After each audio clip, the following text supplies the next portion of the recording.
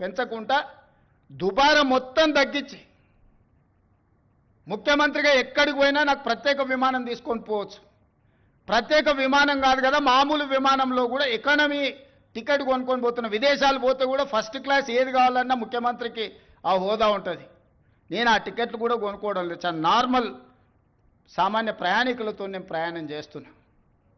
ప్రతి దగ్గర మా ఖర్చులను తగ్గించుకొని నియంత్రించుకొని నేను ఎవరికి చెప్పలే ఈరోజు వరకు. ఎందుకు చెప్పలేదంటే అదేదో చెప్పుకుంటే గొప్పలాగా ఉంటే బాధ్యతగా భావించి దుబారా తగ్గించి ప్రజలకు చేయగలిగింది చేసి ప్రభుత్వ ఉద్యోగస్తులకు మొదటి తారీఖు నాడు జీతం ఇవ్వకపోతే ఆ కుటుంబాలు ఎట్లా నడుస్తాయని నేను ముఖ్యమంత్రి పదవి చేపట్టిన నాటి నుంచి రామకృష్ణారావు ఏది ఏమైనా అక్కడ సూర్యుడు ఇక్కడ మొలిచినా మొదటి తారీఖు నాడు మన ఉద్యోగస్తులకు జీతాలు ఇవ్వాలని ఈ 16 నెలలు మీకు జీతాలు ఇచ్చిన మీరే కదా ప్రత్యక్ష సాక్షి.